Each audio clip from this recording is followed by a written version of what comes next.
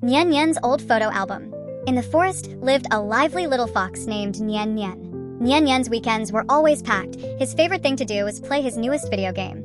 One weekend, Nian Nian went to his grandmother's house. Grandma was very happy.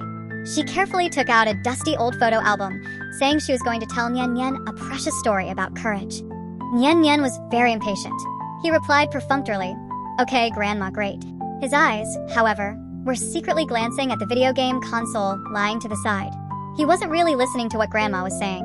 When Grandma started talking about her experiences when she was young, Nian Nian immediately interrupted her, pointing to the old clothes in the photos and saying, "Grandma, what's so interesting about these old photos? Your clothes used to be so strange. Not cool at all." Grandma wasn't angry. She simply turned to one of the photos. It showed a steep, snow-covered mountain peak that looked extremely dangerous. Grandma said gently, "This photo holds a secret about courage and love. It's the most important moment of my life. I was just about to tell you the whole story, but you seem busy and more interested in playing games." Nian Nian's curiosity was piqued by the secret, but he hesitated. Grandma then put away the photo album, sighed, and said, "It's too late today. I'll tell you next time when you have time, are willing to listen quietly and patiently." Although Nian Nian was disappointed, he quickly became engrossed in his video game world and completely forgot about the incident. A few days later, Nian Nian grew tired of his game and became intensely curious about the secret. He ran back to Grandma, wanting her to tell him the story immediately. But Grandma was sick and resting in bed.